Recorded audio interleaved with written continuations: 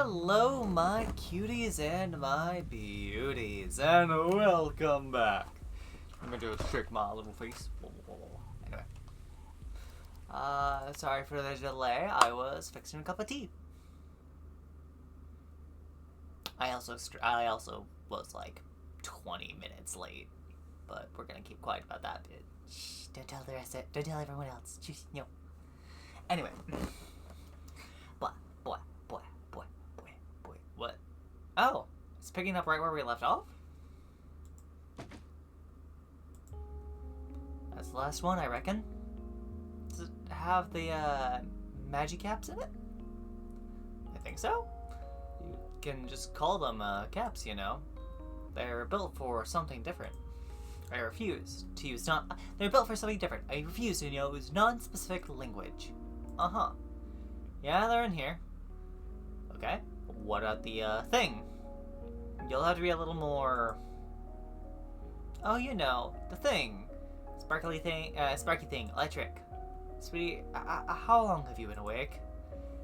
It is better for you if you don't know, I think. Do you mean the voltage regulator? That's the one! Good job. It's in one of these other it's in one of the other boxes. I didn't think we needed another one, though. Are you kidding? The last one literally melted.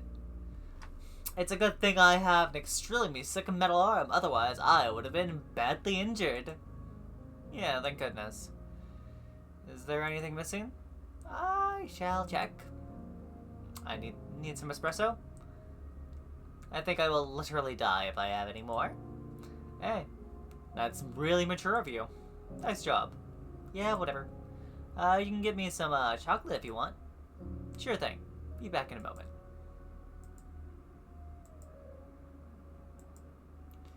Oh, hey dude, where have you been? Just chillin'. Not much to do when you're waiting to die. Hey! Come on, Cooper. I know you're hiding down there somewhere. Hold this, will ya?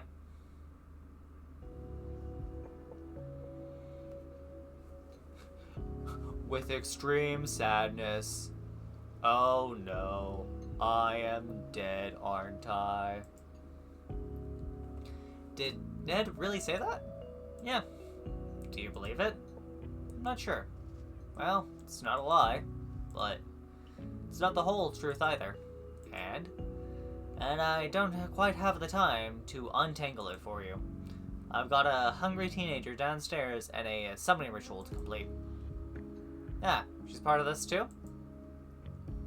Don't you take that judgy tone with me. Hey, far be it from me to moralize at you. I'm getting a lot of that these days, matey. Or mate. Getting a lot of days. Oh, Jesus, they're Australian. How the fuck do you do an Australian accent?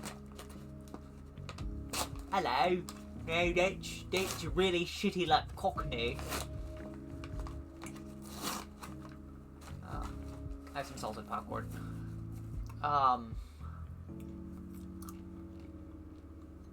Rose. Crockett. Nah, I cannot fucking do an Australian accent at all. I don't even know what they sound like anymore.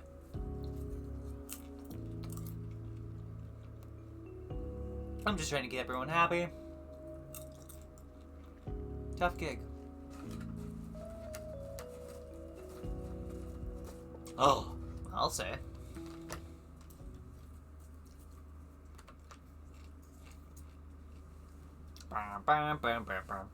No, that's the Ultimate Showdown.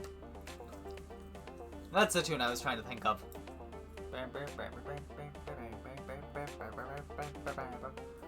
Alright, now if you can, solder those two wires. No, not those ones. Bloody hell. Who programmed you? Bet she's a jerk. Incredibly intelligent, but a very bad programmer. You're talking about yourself, right? What? Wow. You're really out of it, huh? Where did you even pull this from? Leg holster? You weren't wearing a leg holster. Arm holster? or prosthetic. It holds 6 million knives. No question beyond this. I'm the expert here.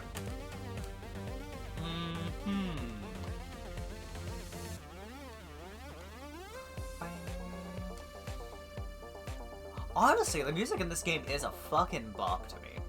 Hey, wait a hand. Dude, you should check yourself before you wreck yourself. Before you fucking wreck yourself. That's not what I meant. Oh. Yeah, I guess. Oh.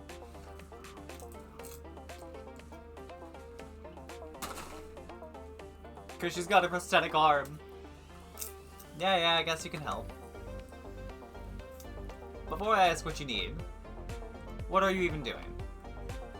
Maddie mentioned a summoning circle? Yeah, something like that. You ever wanted to live forever? I'd trade that for just having a second chance, honestly.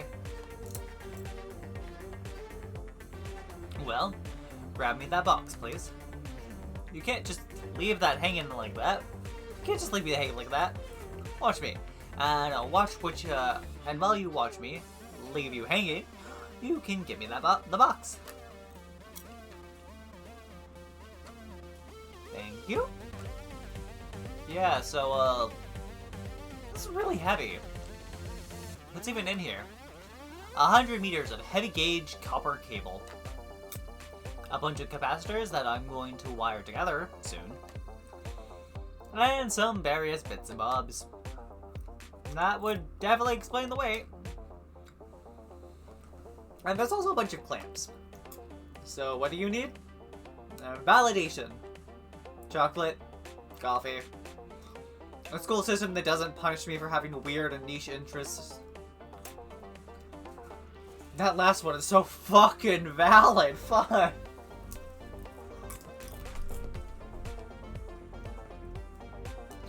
Like, I feel like that's slowly getting better, but I'm not so sure anymore.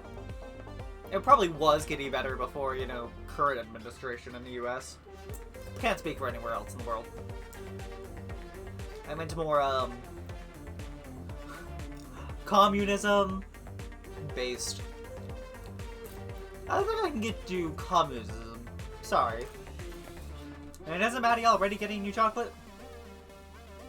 You're a terrible comrade. Gisham. If I wasn't close to hitting the LD50 of caffeine, I'd ask you for some coffee. So all you can do right now is give me that sweet validation. Okay. You're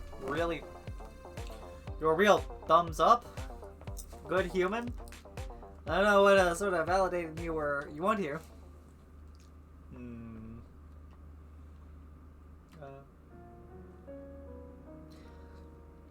I feel like I'm stuck in a loop of trying things that are inevitably going to fail. I don't know how much of it is my fault for not being good enough at a momentarily difficult task. I'm used to being effortlessly good at things, but I feel like my brain is full of bees on this one. Formerly gifted child. The moment they're no longer in a structured school system.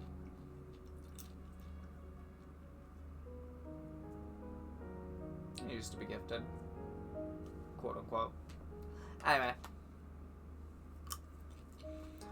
And can I deal with failure? I don't think I can. I'm not equipped for failure. My entire perception of myself is that I'm good at things. I'm gifted and talented and incredibly afraid that I'm going to let people down at a vital moment. This is that vital moment. Fuck, girl! This is that vital moment. But I just sit here, paralyzed. And I rationally know that a lot of this pressure is just me being hard on myself. But Maddie and I, we're tired of this already. And we failed pretty badly. It was a disaster. I can't understand how badly it turned out. So, Even with all the prep I'm doing, is this enough? Did we learn enough to do it properly? Numbers and formulas and hard science are good, but I can't shake this feeling that I'm gonna screw it up for everyone. And I'm so afraid of letting Maddie down.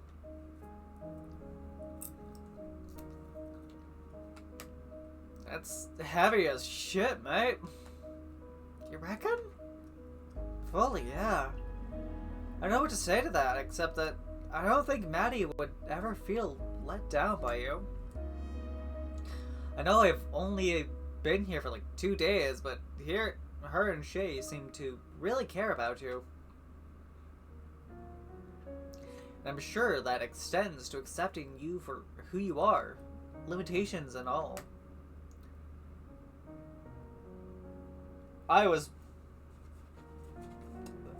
God damn, is every fucking character in this relatable?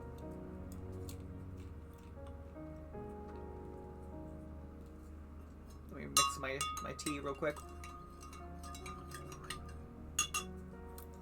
Though honestly, I think you give off a pretty strong vibe of not giving a shit about your limitations. That's just an act, man. It's putting on a strong face. Not even for others, but for yourself. Oftentimes. Fuck. Or that you indiscriminately power through them with some sort of raw, caffeine-fueled fury. Anyway, you're immensely powerful and I'm terrified of you. Fair enough. Was never really super smart or gifted or anything. I just floated through school and work and never focused on much except having a good time. I can definitely imagine the sort of pressure you'd have on you, though, especially given how big this task is. Yeah. So, while I can't say for sure that this thing is gonna be easy, or even successful. Excuse me?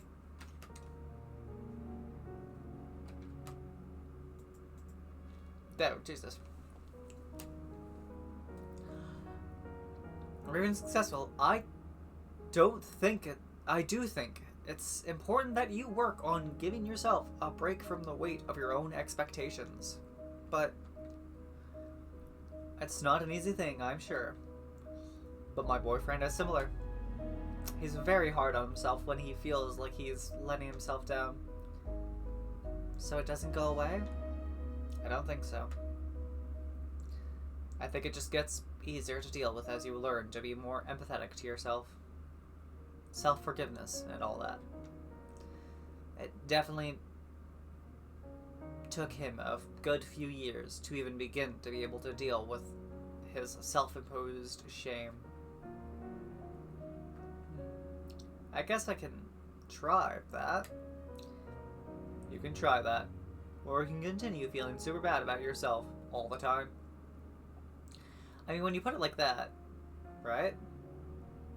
I hate how rational you sound. I know, I'm disgusted at myself. Sup, nerds? She is not giving that box any support. If that thing is any heavier than, like, half a fucking pound of, like, cargo inside it, she should not have a good grip on that. Sup, nerds? What's going on in this thread? What? You're suddenly in a good mood. I maybe ate some of your chocolate. Oh, I swear to God, if there isn't any left. Yes, we've been over this before. You'll comprehensively murderize me. Don't worry, I only ate a little bit. Excellent. Is this enchanted chocolate or just normal chocolate? Does he deserve to know? I don't know. Kinda like the mystery. It's completely normal chocolate, isn't it? Maybe. Maybe not. Can I have some then? Eh. Come on, you owe me. For what? helping you set up all this. Oh, yeah, that's fair.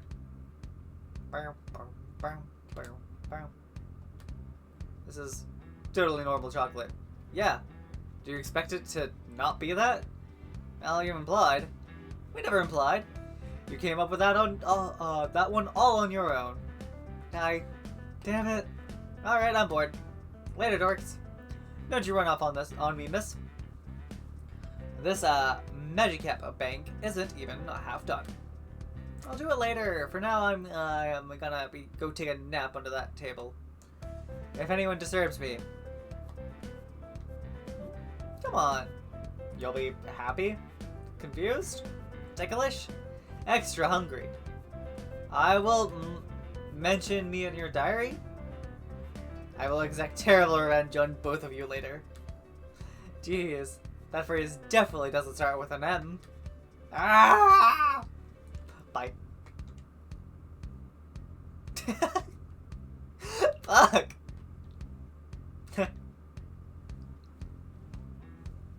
Why is everyone such a fucking, like, relatable goddamn individual? Fuck.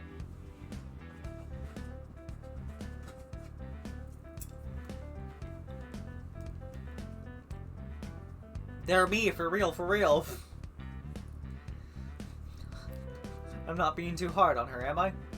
You? Nah, she thinks you're great. Good. I could probably stand to give her a break, though. I mean, I'm expecting a lot from her right now.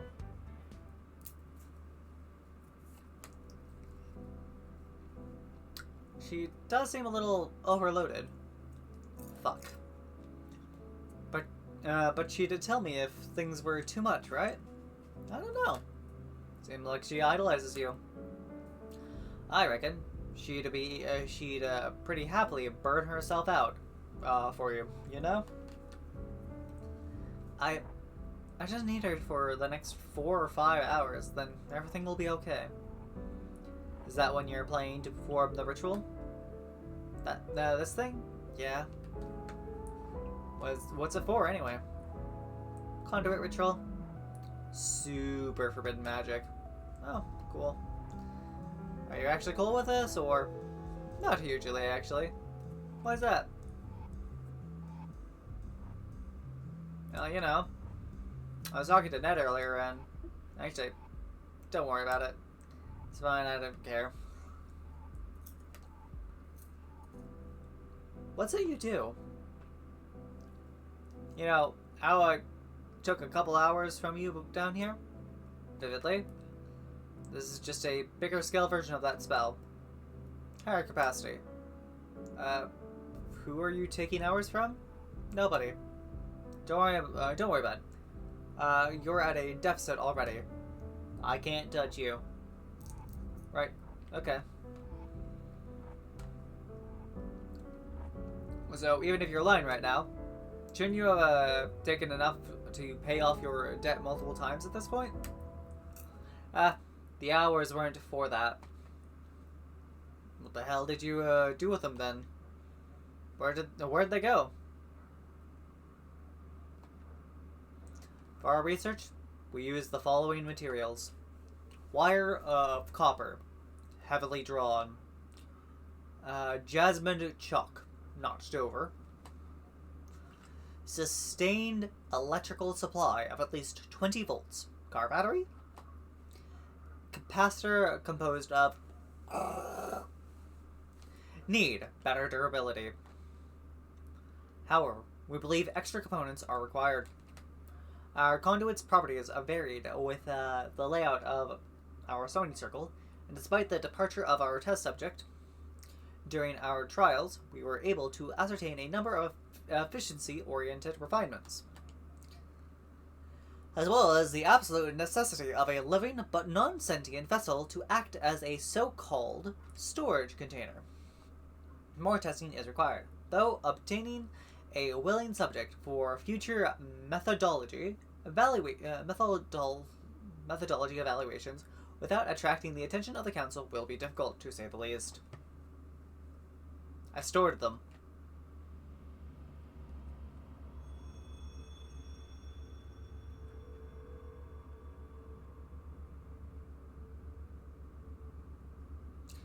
All those hours are in this tree.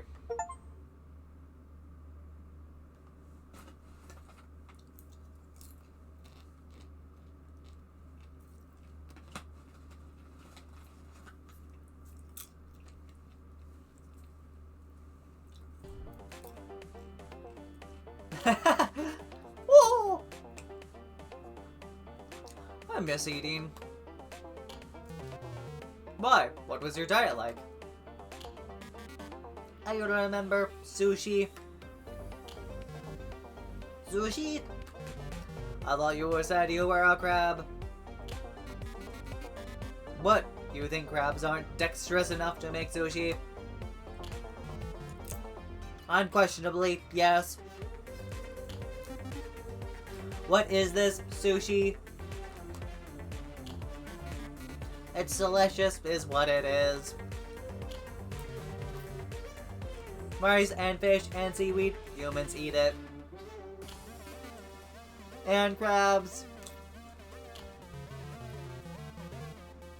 I just don't know where a crab would find rice. Or a way to make good sushi. So, funny thing about that is, I believe it's in China.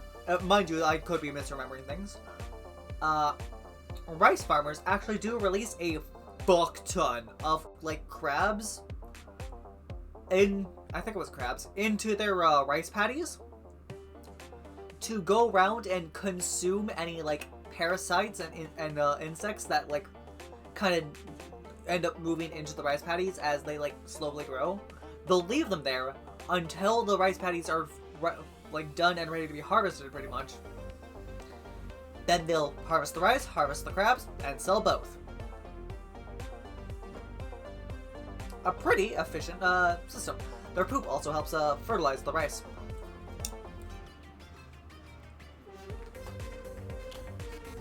I also ate garbage. Yes, I also ate garbage on occasion. Unbelievable, you two. Unbelievable. Garbage is good for your soul. Garbage is garbage. It's in the name. What did you eat when you were alive then? Grass. Just normal grass. Boring.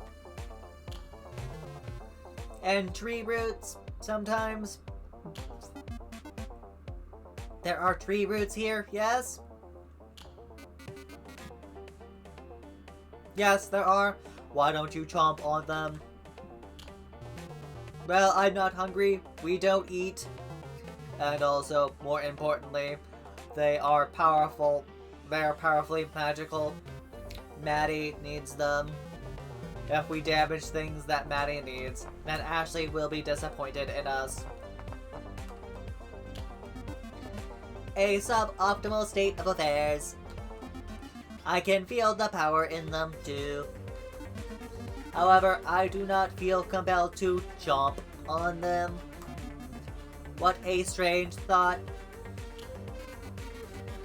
I love to chomp. Chomp sushi, chomp sandwich, chomp garbage. You're so weird.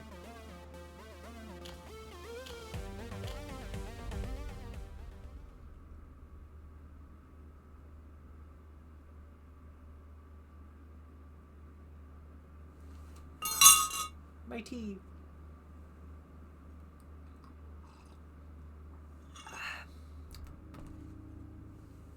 Make your creator proud.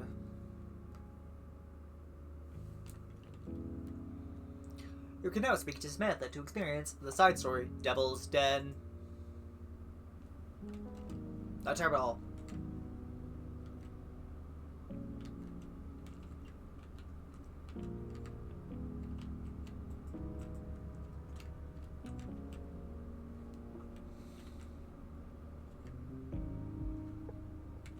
Query 10. Oh. Something down under. Bish. Ashley's invention 2.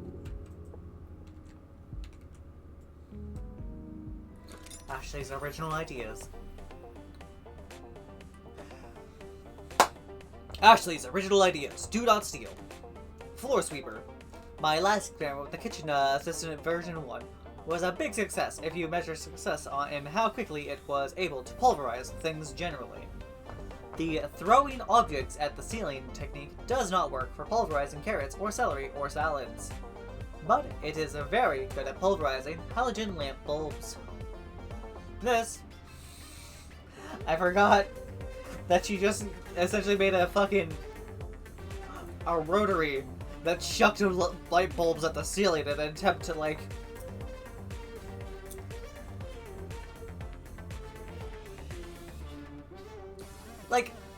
throwing a rope dart or something up at the ceiling probably would have been a better idea.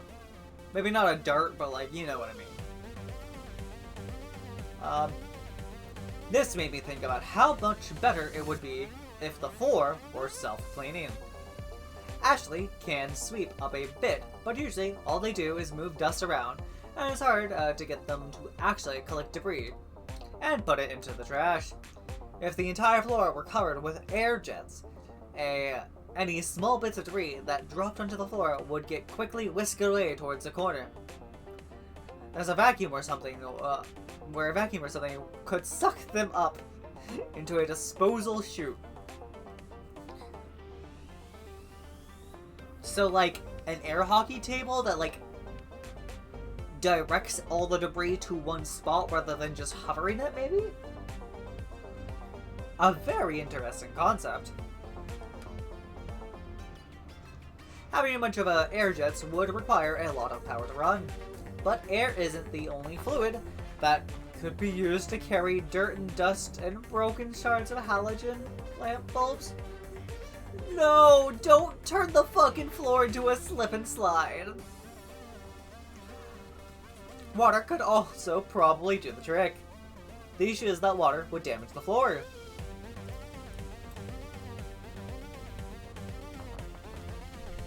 Ripping up the wooden floorboard and pouring concrete would solve that problem. And we could mold the concrete in a way that its shape directed the water towards a drain on the floor. That would mean no more need to sweep. We could just hose down the entire cafe at the end of the day, and it would drain itself. Then it would be dry by morning.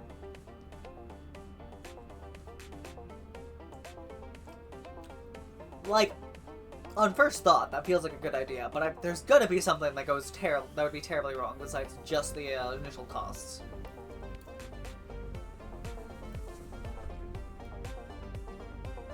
That's actually a really good idea that doesn't require any special equipment or specialized hardware once the floor is installed. I could copyright that idea to make sure nobody steals it. Update. After several days of calling the Australian Copyright Council, I finally talked to a person who told me that what I want to cover inventions is a patent, not a copyright. After several more days of trying to contact the patent office, I was told that somebody already used my idea. I wonder if it's possible to sue somebody for stealing your idea before you came up with it. It's pretty unfair.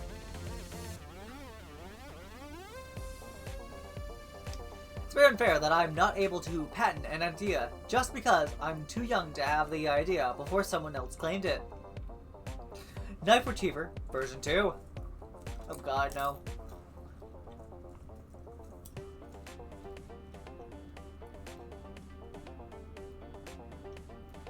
Previously, I discarded the idea of using a large electromagnetic magnet to retrieve the knife that was lodged in the ceiling. My research has led me to believe that the knife in the ceiling is actually stainless steel, which contains iron. Iron is ferromagnetic, which is weird because you'd think that only ferro would be ferromagnetic, but I guess iron is too. Is ferro? I feel like ferro is one of those Latin root words.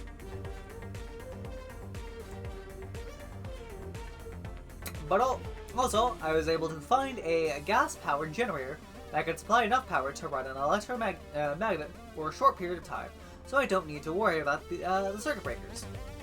It requires a lot of gas, but luckily, getting the knife down only requires running the electromagnet for a short period of time. I created an electromagnet by spooling a power cable around a piece of iron. The good news is that the electromagnet is great at pulling knives from where they were, or from what they are. The bad news is that it pulled all the knives in the drawers that were within a meter of it when I turned it on. Also, the knife in the ceiling wasn't affected because it was too far away. I looked it up, and the magnetic attraction follows an inverse cube law. I'm not sure what the opposite of a cube is. Maybe a sphere? Maybe it's a sphere? But the more I think about it... Hold on. You looked it up and magnetic attraction follows an inverse cube law, but you didn't take the time to also Google or look up what inverse cube law is. Maddie. But the more I think about it, the more it makes sense that objects further away aren't pulled as strongly as by a magnet. The Beseecher 5000. After my lack of success with the knife retriever version 2, I asked Shay for help, and he lifted me up so I was able to pull the knife from the ceiling. He asked how long it had been up there, and I said, not long. And he said, more than a day. And I said, oh, it wasn't up for a day, which is technically true.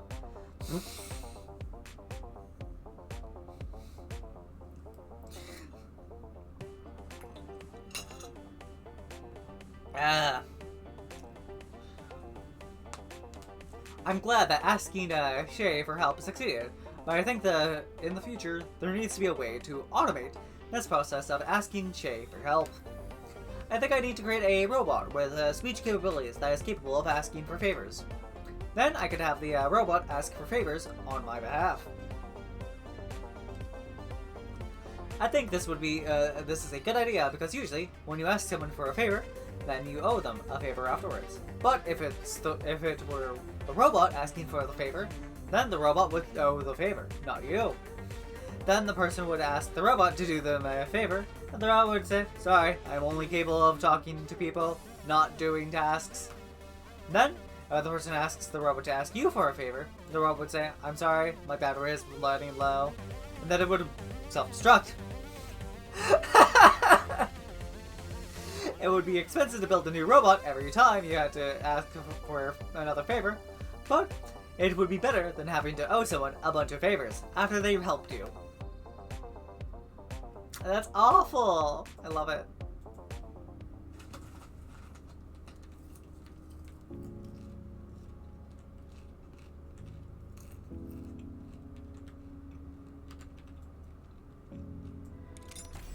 Now let's get out of here. My dear Maddie, thank you for getting in touch with me. Or perhaps I should say, congratulations. I make such a point. I hate that lamp position. Of making myself hard to find that it's always a surprise to hear from anyone. I sometimes find myself fearing that the day when I'll be contacted by someone who isn't a fan of mine, and who is more interested in locking me away than seeking my advice. Or might think that people interested in putting me away would be more capable and in possession of more resources than those like yourself who simply possesses curiosity, and yet it's always the latter who manage to break through the veil I've erected between myself and the outside world. You're the first in over 300 years. Well, not 300, Jesus. In over 3 years to manage this. And so it is now time for me to find another hiding place. If your next letter manages to find me, I'll truly have something to worry about. If you're looking for a solution to the problem you outlined in your letter, I'm afraid I must disappoint you. My business is that of teaching people how to ask the right questions, so that they can find the answers in themselves, not giving the answers. After all, the most worthwhile answers are the ones I haven't found yet. That being said, your question is about the time transference is an issue of special interest to me.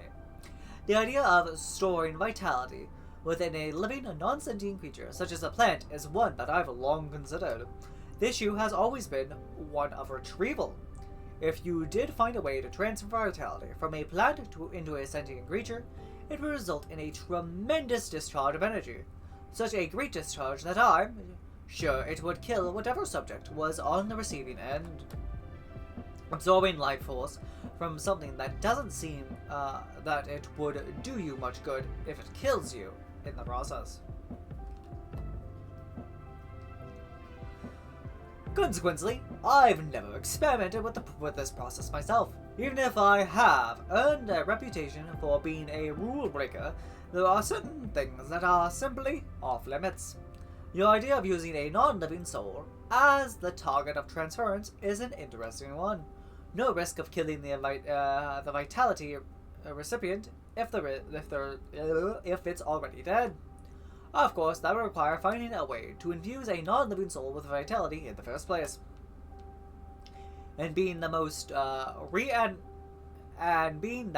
reanimation techniques involve a significant discharge of energy, using the vitality transfer as the trigger would effectively be killing two birds with one stone. Of course, reanimation is a far cry from necromancy, but if your only problem is one of living on borrowed time, well, you know better than I do how to resolve the particulars. I'm an alchemist, not a necromancer. If I can offer you one piece of advice, these kinds of vitality transfers are not something to be experimented with. Any time that time is borrowed or lent, you are making an alteration to a ledger that the powers at be keep a very close eye on, or careful eye on. Even the smallest of disturbances is enough to attract their notice, and attracting their notice will put a quick end to any research that you might be in the midst of. So, if you're going to try a vitality transfer, don't experiment. Go straight for the end goal. If you're going to catch the attention of those whose attention you don't want, or you do not want, make sure that the endeavor is worthwhile. If you have a good reputation, it would be a shame to squander it on something so trivial as allowing a few extra seconds on this side of mortality. As they say, go big or go home. I appreciate you taking the time to write to me. You've given me new things to pontificate on, and perhaps one day you may see the results of that pontification in one of my future volumes. Of course, it should go without saying that you won't be able to reach me again, at least not the same way you did before. I've been found, and that means I need to do a better job at covering my tracks. Well, I rationally hope that I'll never find myself in a position where a fan's letter finds me. There's always a part of me that hopes that one of my readers will manage to track me down. Who knows? Perhaps the next letter I receive at my residence will come from you. But I'm sure that you have better things to do with your time than try to track me down. There is a time to adopt the posture of a student and focus on learning. But it's obvious to me that you are someone who has spent plenty of that time learning things and is now ready to do things.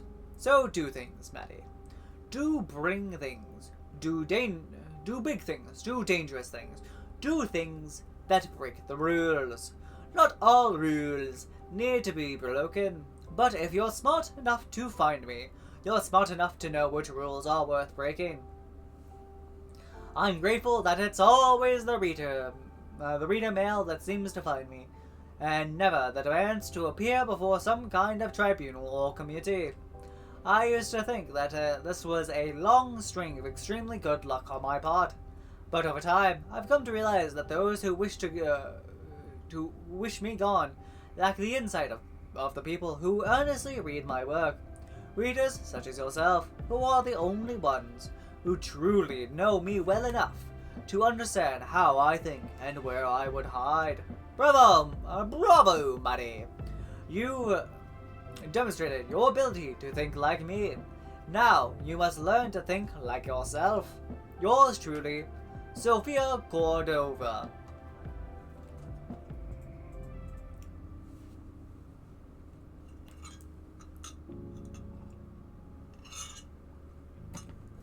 Ah.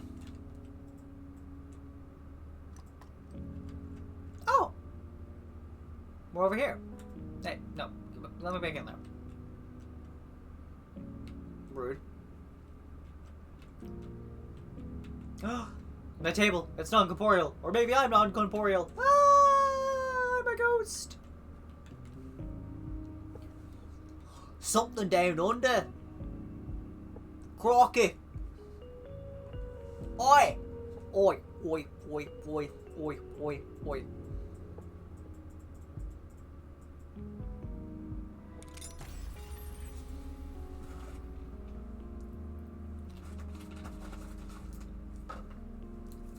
Oh.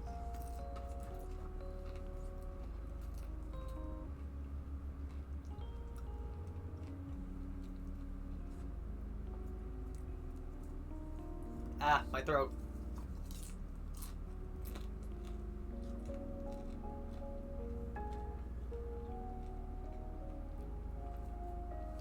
Come on, I want to show you something. For a moment, Tuan thought of grabbing Hannah by the hand to lead her, but he couldn't bring himself to do it. Somehow the idea of holding her hand seemed simultaneously too childish and too intimate for him to try this early in the night. Oh well. Oh, where are you taking me? Said Hannah. Someplace cool, said Tuan. He located a ladder leading down to the lower level and gestured to it. After you?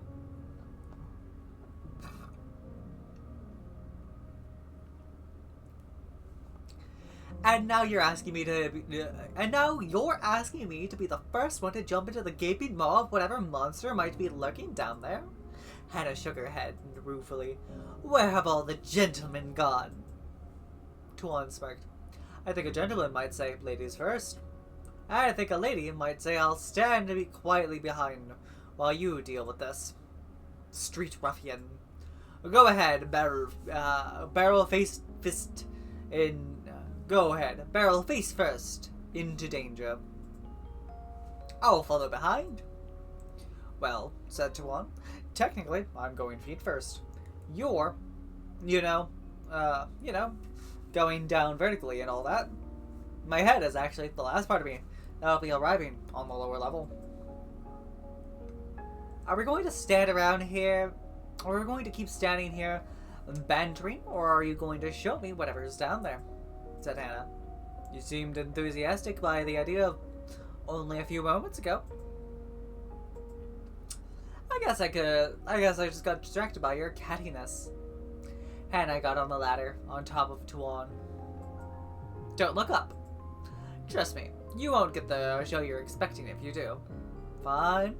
Tuan descended the ladder, keeping his gaze decidedly horizontal. After arriving at the level below, he studied his feet until Hannah landed beside him. Oh, how dare you! How dare you! Forbidden word! Deny. Monsters. Hannah joined him in studying his feet. Oh, please, don't tell me you're one of those freaks who's obsessed with his sneakers. Nah, said Tuan. Just the kind who finds the sight of his own shoelaces a safe distraction from whatever he is trying to avoid looking at. Oh, good, said Hannah. Did you hear about the brawl in Darwin? No, no, said Tuan. Well, it was actually Darwin, California. You know, these international news sites always trying to sucker me into reading stories about what's happening in America. Anyway, nobody was hospitalized, but several kids walked away from that store with black eyes to show to their friends. I can understand collectibles are a big deal, but come on, we live in a society. I don't think I'll ever understand sneakerheads. Wait, that's actually a thing? Said Tuan. Yeah, said Hannah. You didn't know about it? It's really big with hip youngsters. I guess I don't pay very close attention to the behavior of hip youngsters. Well, that was evident from the moment I laid eyes on you, said Hannah. But you seem adventurous enough. Bitch ass fly, leave my tea alone.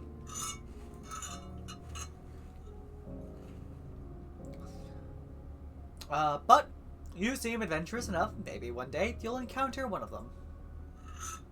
On that note, what are we here to see?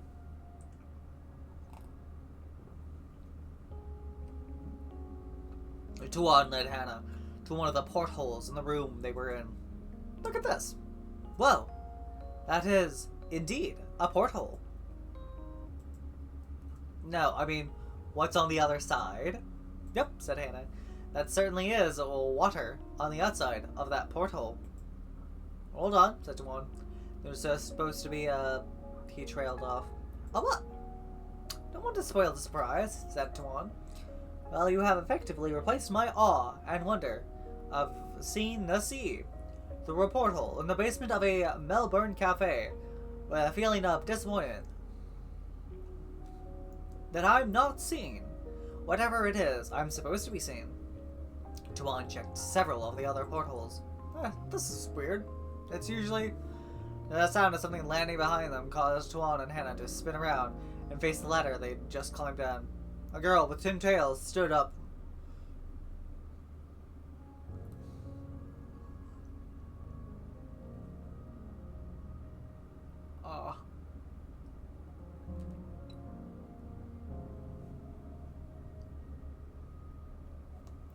There we go. Fuck. I had like a piece of the skin to a popcorn kernel stuck between my teeth and it was agitating my gums. And like my tongue was able to find it, but my fingers could not. Wish my fingernails were slightly more sensitive, but also probably a good thing that they aren't. Definitely a good thing that they aren't. The sound is a girl with twin tails stood up from a crouching stance and dusted herself off. Did you just jump down? Said Tuan. Yep, said the girl. It's only 10 meters. And to think that we wasted our time climbing down that ladder like schmucks, said Hannah. So Tuan stood gawking at the girl for a few moments. Sorry, I don't remember your name. I'm Ashley, said the girl. I guess, turnabout is fair play because I don't remember your name either. It's Tuan. And I'm Hannah. You two know each other? Hannah said to Tuan as she pointed at Ashley. Yes, said Tuan. We know each other so well that we greet each other by asking each other what our names are. That's a great greeting ritual, said Hannah. We should try to popularize it. You know, normalize introducing yourself by name, even to people you'd met before.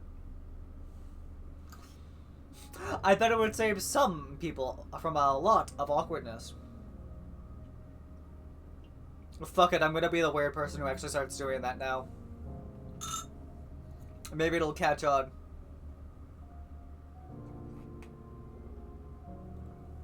Like, hey, I'm Dragon. How you doing there, buddy? I know we've known each other for 4 years, but, you know, just gotta say my name every time, just in case. Just in case you have a new friend who's just around the corner, or some such, you know. People from a lot of awkwardness. Not everyone is good with names, you know. That's a great idea, said Ashley. I'm going to start doing that. God damn it, I'm Ashley, fuck! Hannah shot a glance at Tuan, and he grinned. So, what are you doing down here? Said Hannah. Here to kick us out? Is this a no patron zone? No, it's no problem, said the girl. But I was eavesdropping. Tuan's eyes widened, and he looked at Hannah, but Hannah seemed to be more amused than upset at Ashley's appearance. And, Ashley said, it sounded like you weren't seeing what you wanted to be seen, so I thought I'd come down and take you lower. Oh, where am I being taken now? Said Hannah. About 1,000 fathoms, if is where things start to get interesting, said Ashley. How much is 1,000 fathoms? Said Hannah. Ashley paused. It's about 1,800 meters, said Tuan. That's like a lot of climbing, said Hannah. Guess we should have brought better ladder climbing shoes. That sounds like the lament of a non-sneakerhead, said Tuan. No need to climb, said Ashley. Just peg on a sec. Ashley walked up to the panel with several mechanical levers, and after several moments, the water outside the porthole began changing hue. What was that? Said Hannah. Swordfish, said Ashley. Actually, I'm pretty sure it was a sailfish, said Tuan. I'm pretty sure you made that up, said Hannah. No, really, said Tuan. They're a marlin, and then they have a long bill like a swordfish, but they also have a broad, erect dorsal fin. If you had left the word erect out of that sentence, I might have believed you, said Hannah. No, he's probably right, said Ashley. I've seen him down here with marine biology books. He's a huge nerd, so I'd definitely trust his word over mine. Well, I'm glad that's settled, said Hannah. The part about you being a nerd, I mean. I think the sailfish with an erect dorsal fin still sounds kind of sketchy to me. Eventually, the room stopped descending, and Hannah looked outside the porthole. Now I see what you were excited about.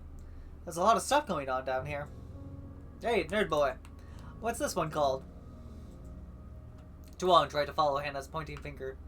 Which one are you pointing at? That shark-looking thing. It looks like a big whale. It looks as big as a whale. Oh, said Tuan. That's a whale shark.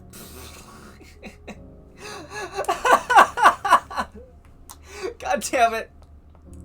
See? Said Hannah. I know you were just making up names. No, that one's right, said Ashley. That one, that's one of the few ones I know because it's easy to remember. It's a cross between a whale and a shark. Whale shark. So, said Hannah. This is the level of the ocean where interspecies romance happens. There isn't actually any whale DNA in a whale shark, said Tuan. It just has that name because of its size. It's the largest known species of fish. Hannah shook her head. First, it's a whale shark. Then it's just a shark. And now it's a fish? Tuan, the thing you need to know about making stuff up is that you need to stick to one version of the story. Sharks are fish, said Tuan. You don't know that. They have gills.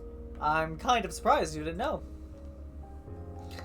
I don't think you're the one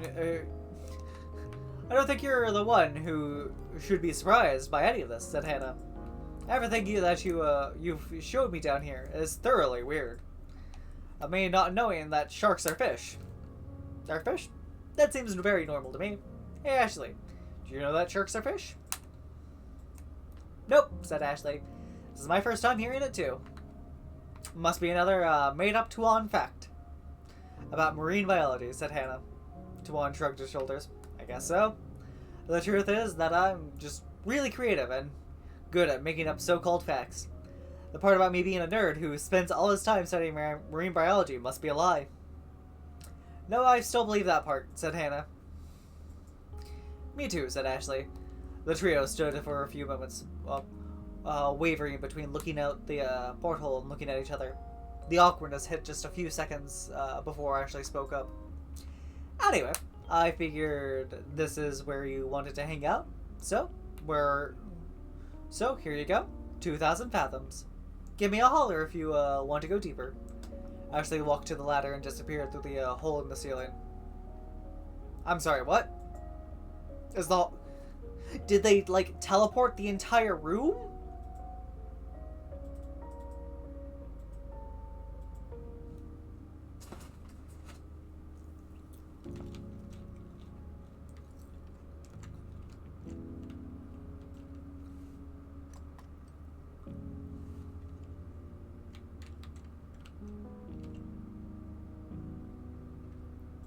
We'll read this one. Samantha said hello to the bar, taking occasional sips from a glass of gin. Jesus, why would you do that? I've had gin before. It's fucking awful.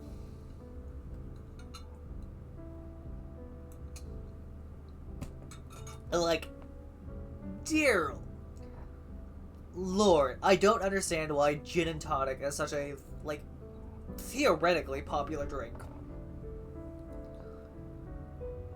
Like, oh my god, it tastes so bad. I don't even know its alcohol content, so it might not even get you that, like, drunk that fast. Although although even with a low alcohol content, it could just be that it hits, like, the body in a weird way. I don't know. I'm no mixologist. She wasn't sure that tonight was a night she really wanted to be drinking. But the comforting familiarity of the gin kept her raising the glass to her lips. The drink didn't sit well in her stomach, but each sip left her feeling warm, and with each sip, the knot in her stomach seemed to become less and less noticeable, and so she kept drinking. The green bottle that had become something of a friend over the years, and with it, she shared the kind of friendship born not out of any story of affection so much as one of familiarity and convenience. Drinking the Tinkery, Neat took her back to the first apartment she had lived in after moving from her hometown in New Mexico to the parts of Melbourne that bordered the docks. New Mexico is a landlocked state, so she went from, I don't even know if there are any lakes in New Mexico.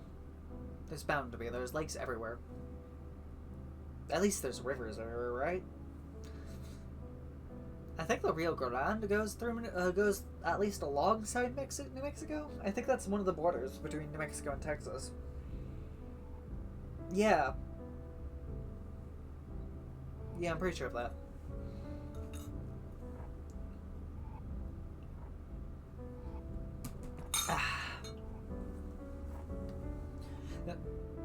The same apartment where she discovered that liquor was vastly cheaper when bought by the bottle than when bought by the glass in the setting of a bar, where she'd learned that the cinnamon and coriander gave the gin enough flavor without the need for mixers.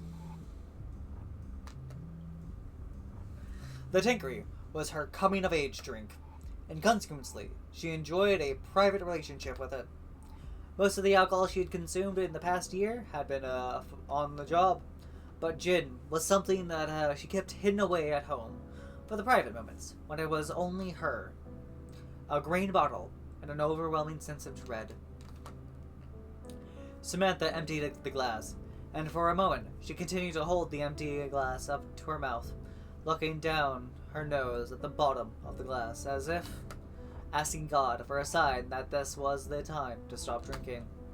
She had no intention of stopping, but she figured it was worth giving the everlasting a chance to indirect if she was transgressing by drinking so heavily. No divine intervention came to her from raising her hand to signal Maddie for another drink. There was a small throbbing inside her head that seemed to think it was a bad idea, but she was sure that was the result of hearing damage, and not the voice of God ringing in her ears. She was fairly sure that she didn't believe in God, but something about her Catholic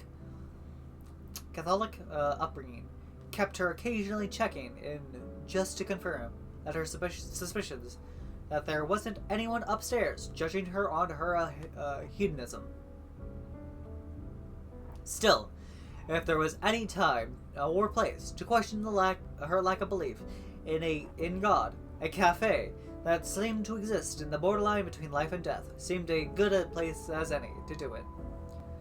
Her mother had told her that it was only by the grace of God that she walked the earth, and if it wasn't a force of God that kept this cafe's doors open, it was certainly something otherworldly.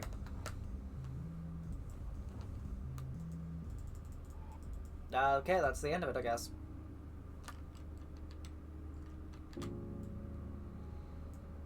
That was a real fucking short one.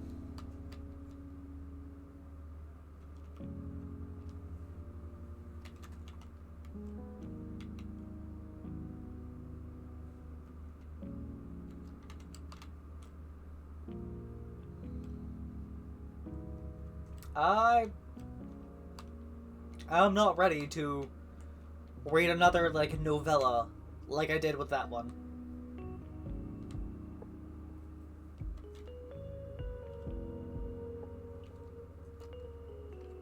Alright, Maddie, Ashley, Shay was the other dude. I have forgotten your name. Let me take some more tea into my body.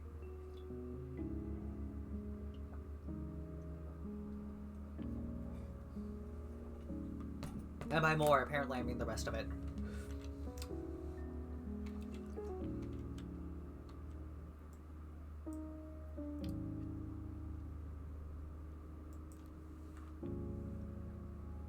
We'll come back to the other story next time.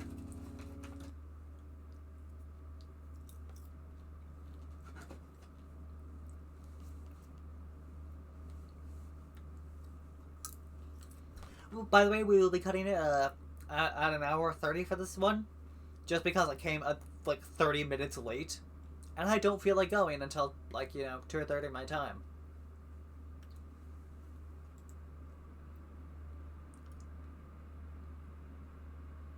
Again, sorry to, rain on anyone's parades who's been using this as a background noise, I guess. Day 2. 10 p.m. The terminal. Hello? Ah! What was that? I said, can I get 2 lattes? Yeah, sure thing. You want those takeaway or not? Right here, please. Go take your seat. I'll bring it over. Ah, crap. You rot, mate? Yeah, all good. I should really get Ashley to do this. Sorry, what? No, nothing, just talking to myself. Alright. Yeah. $4.60 for an apple? $4 for a croissant? Ugh, where's the broom? Ashley! Where's the broom? Ugh. Ashley! I need a hand. Come help me. Come on, I've gotta find a broom.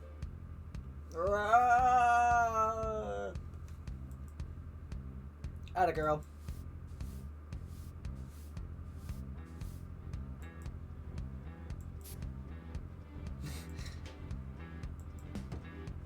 Bonk.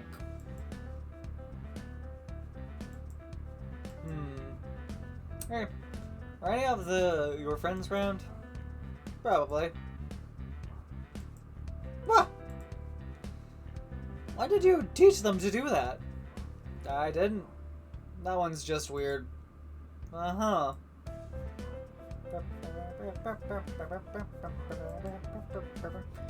How you doing, kiddo? Sleep deprivation's kicking in. Sometimes I feel like nobody ever sleeps in this cafe. Except Kishan. That was his name. He has slept a lot. Yeah, he has slept a lot while he's been here, hasn't he? It's because you keep getting him drunk. What? I haven't done that once! No, not you. I mean, you! So, not me at all, but Maddie and Ned. Gotcha.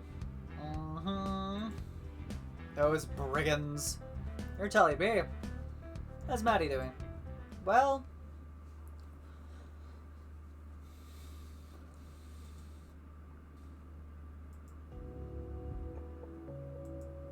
Phew. How close are we to being done? Fairly close. I'm not super worried about getting it done without Ashley, either. Rad. Anyway, what were you saying? Oh, just that I think I understand everything now. And that's all. Well, I appreciate your restraint in not generously supplying me with your moral take on it. No worries. Don't want to be that guy. Dang, I'm actually gonna miss you once you're gone. There's some honest feelings there's some honest feelings coming from you. Doth the icky facade crack? Or icy? Ick would be K, not C.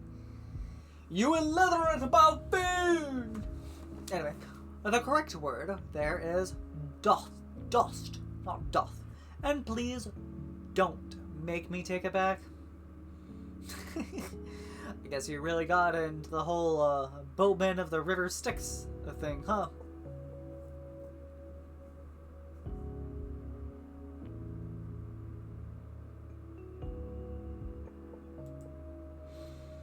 Is that what you think I am? Kind of, yeah. Interesting. Do you not feel that way? I don't know if the metaphor is that accurate, but I can see why you're to draw parallels, but this place serves as more as an entrance. You don't have to come here on your way to the you don't have to come here on your way to the next place, but it's on the route. For sure. Just a stopping point on the highway to hell. I'm sorry, we don't allow AC/DC references in here anymore. Well, I tried. We're less on a highway and more just an embrocher to the Empire. Empire? If you want to get real fancy with the wording, that is. An entrance to heaven? Very roughly speaking, yeah. But hell, I haven't seen the other side, so I can't say that for sure. I'm fairly certain there's something there, though, which, I don't know. I can take comfort in that, I guess.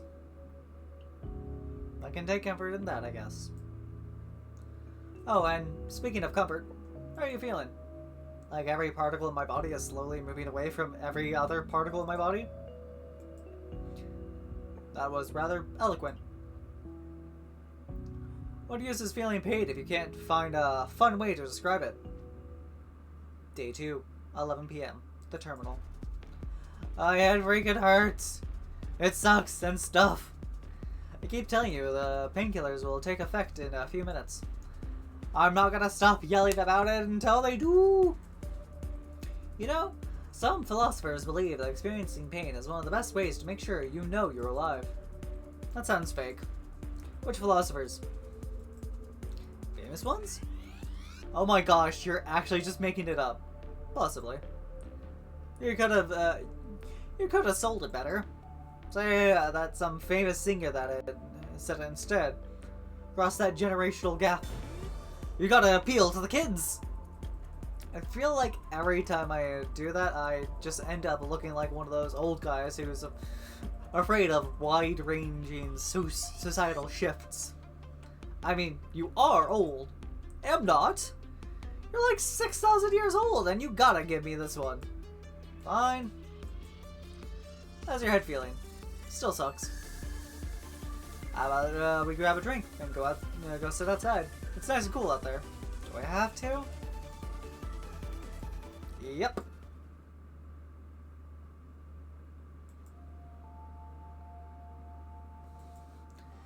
How are you feeling now? Better? Marginally? Go on. I'm sure the drink isn't hurting. What even is this? I put 6 sugars in it. Aw, you know me so well.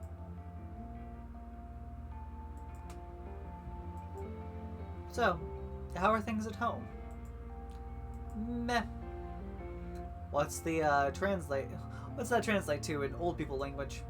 Things are normal, I guess. Mum's nearly done with her PhD. That sounds good. It is, probably. But she's pretty busy, so that means we're stuck eating microwave dinners at night. Explains why you've barely left this place since last week. I mean, I'd be here anyway. True. You did ask her, right? If I could be here. Yeah, don't want to invoke her wrath, do I? She doesn't worry about me being here. You remember when she talked to Maddie about her liquor license laws, right? Ah, I think it was more of a lecture than a conversation. After all, Maddie wasn't doing anything wrong aside from letting you hang around after hours. I'm so amazed that Maddie didn't just tell her that we're not technically subject to regulations since we're not registered with anyone but the council. She made the right choice. That would have been an ugly argument. But anyway, she's fine with me being here. She's got my mobile number, and as long as I respond to her check-ins, she's not going to come and get me. Good. I wouldn't want to worry her.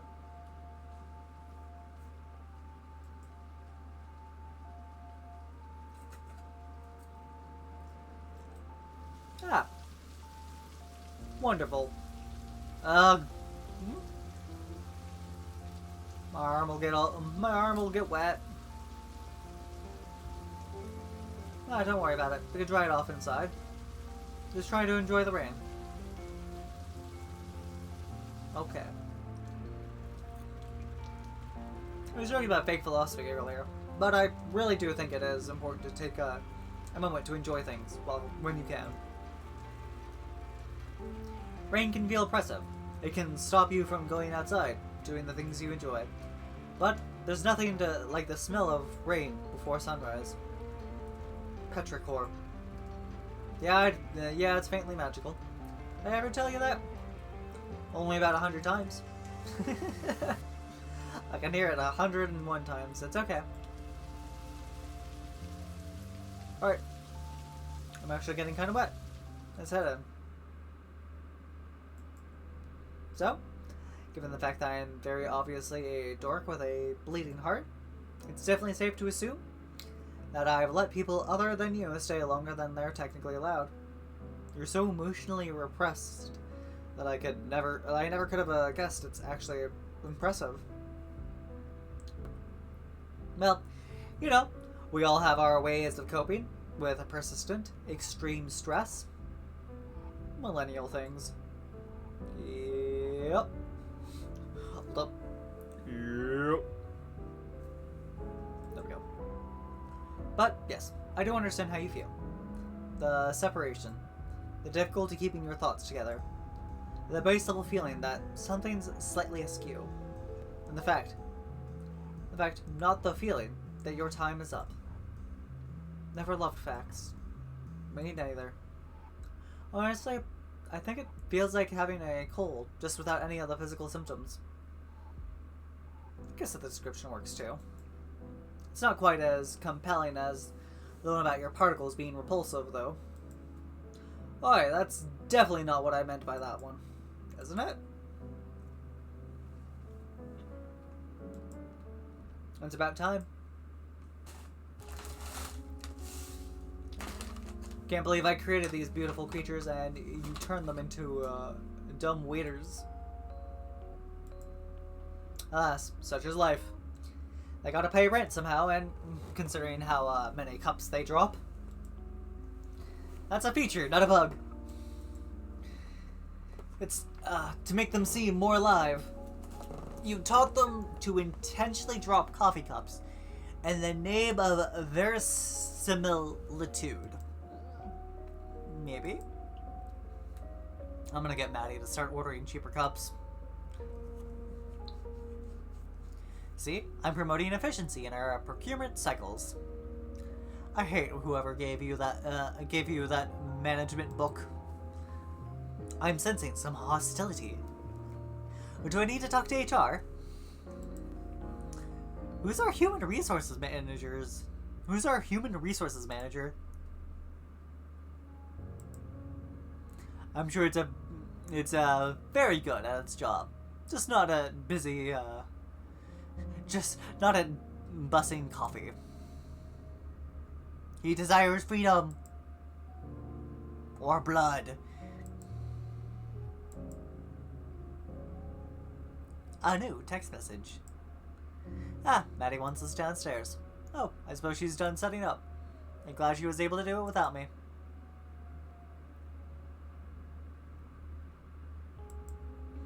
Gosh, I'm so proud. Taught her everything I know. You are a gremlin, you know that? Of course. Shall we?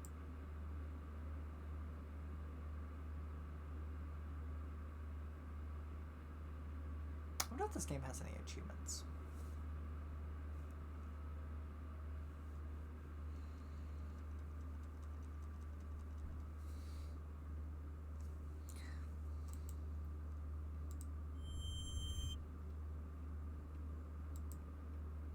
Day 3, 12 a.m. Basement.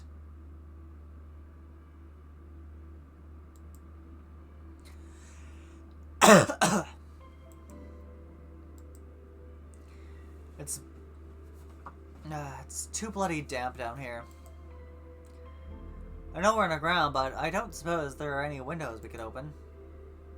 There's a ventilation duct in here somewhere. Maddie, mind opening it up? Get some fresh air circulating? Other end's blocked right now. There's a dumpster sitting on top of it. You'll have to grin and bear with it. Can we hurry this up? We've done this before, old man. You know it takes a while to set up. I'd appreciate your tone. Sorry. At the very least, can we turn some lights on? With all the crap we've got scattered around this place, I'd like to at least know where I'm putting my feet. Ashley, would you mind?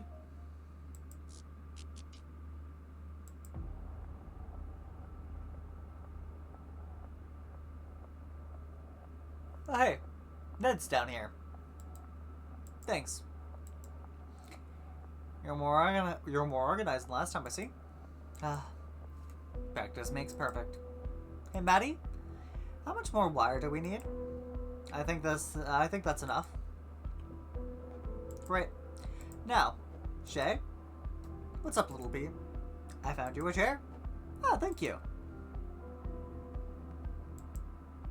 So, this whole thing, surely it's not legal, yeah? Yes, the council found it confronting. For good reason, I suppose. Because it utterly upsets the natural order. Mate, it's not just bureaucracy. Shush you. Most rules can't be bent. Or most rules can be bent, after all. Ugh. And Maddie has a particular fascination with breaking rules. Hey, don't give her all the credit. Bah. This related to her gambling for time? Mm-hmm. So, the transfer was the same sort of magic we're doing right now. Or we're doing now, yes. The council's successfully suppressed all available information about it, though. For good reason! What happens if something goes wrong?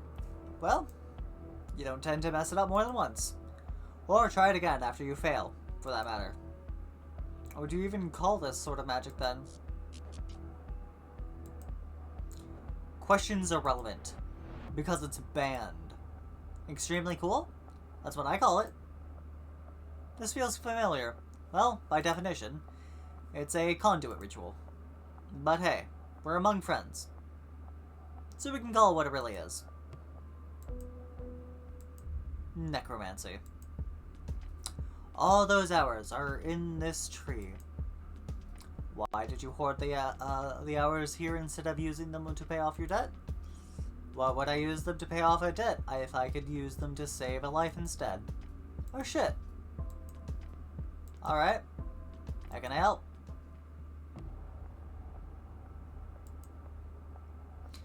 Will the subject please step forward?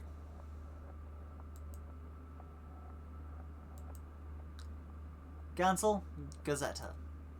We regret to inform you of the passing of Shay Wu, a beloved fixture of the Australian alchemy community, and owner of the terminal.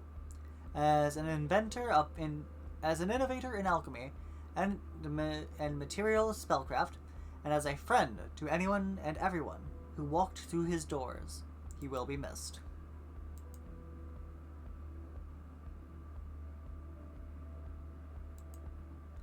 We do this again? Sure. Try not to kill me this time. Cool. Ashley, let's do this.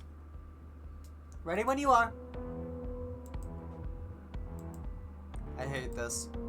You You have reservations? It's unnatural to store hours in a non-sentient being like that. It can still feel pain, and this is a very painful process for everyone involved. Yeah? Yeah. Guess it's time for us to watch the show. Let's see how badly this can go wrong. Yay. Yeah, calcination.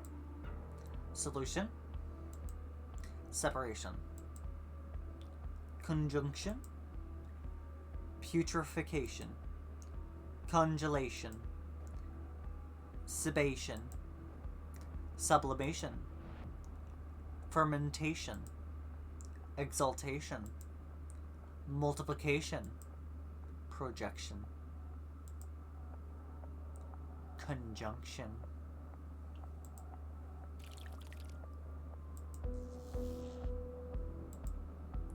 Good enough.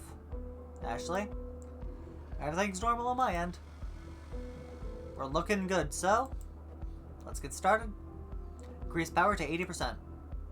Cibation. Or Cibation? Kibation? Whatever. Holding steady. Cool. Next segment. Activating. How are we doing?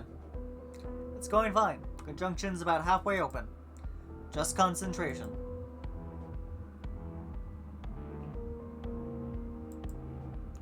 Having some issues here.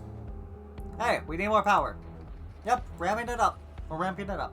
I don't know if this will melt our conduits, though. Oh, crap. Yep, our conduits are definitely melting. Ashley, language. Fuck. Bypass it. I can patch the wires, but I don't know what else I can. Do that now. On it. How close are we to finishing the subation? We're about 90%.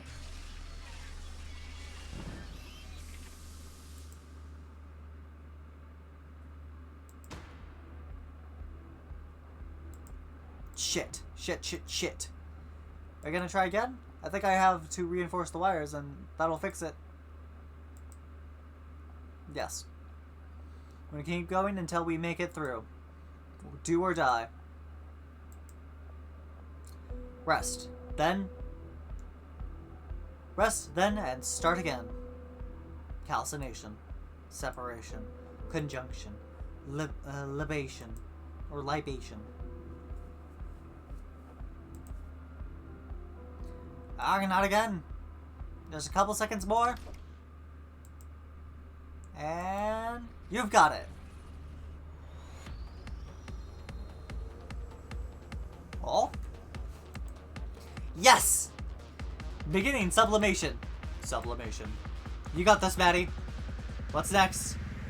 We've opened the connection. Now all we gotta do is transfer the time. How are you feeling, Shay? I don't know. Shay?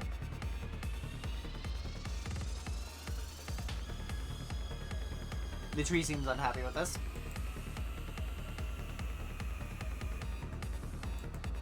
Sublimation. No. Okay. We won't stop. We've gotten this far. I'm not giving up now, damn it. Maddie? I can't hold on to it. It's slipping out of my fingers. Energy levels are dropping again. See if you can keep it going for just a few more moments. Rerouting.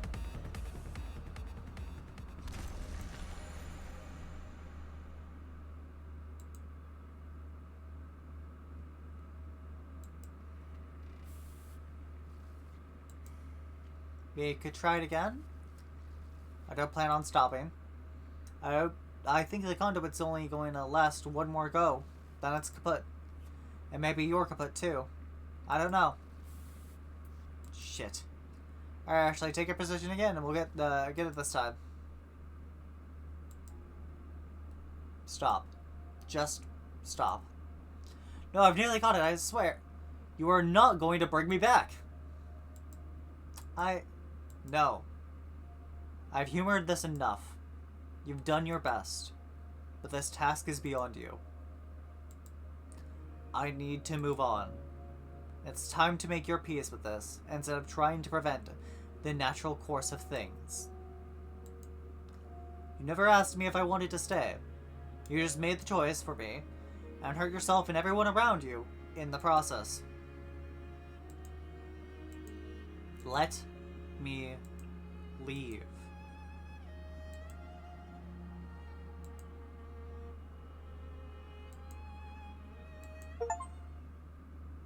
Holy shit. I was expecting it to be that Shay was, like, was dead.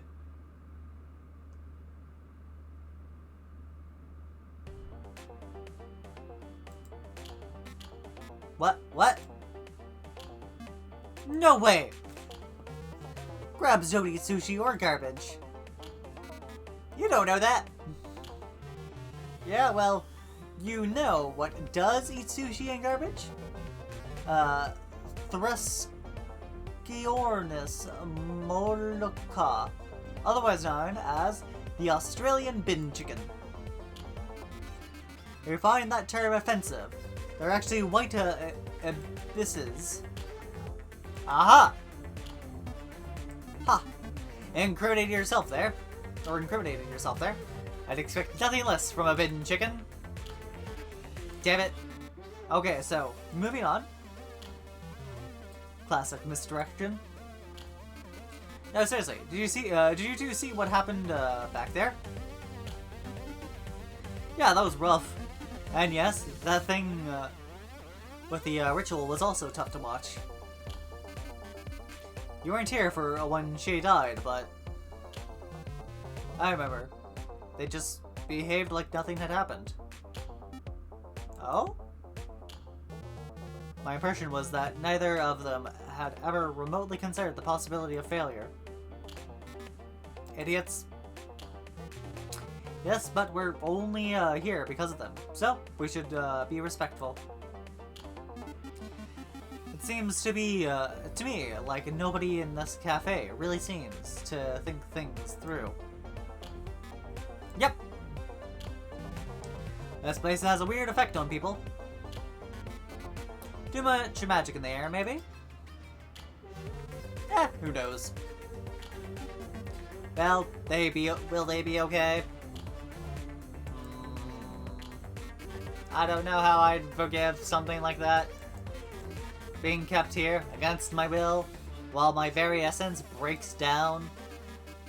That is what I believe kids these days call a party foul.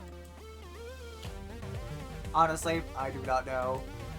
I think Maddie probably has some self-reflection to do. Oh. Alright. Big stretch. Little wiggles. We'll be calling it here then, my cuties and my beauties. Pair of saps, aren't we?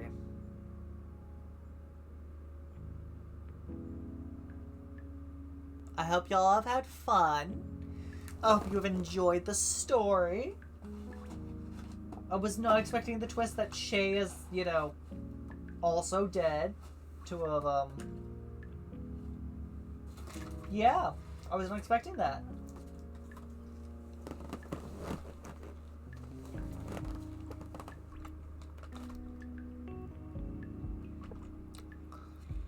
You should check out the YouTube, the Discord, the Twitch, all that happy stuff. I don't have my moderator in chat, so so the links aren't getting posted. But if you just go to the end of any of my other streams, they'll be sitting there in chat. I hope you all had fun. Have a good day, good evening, and good night. And goodbye.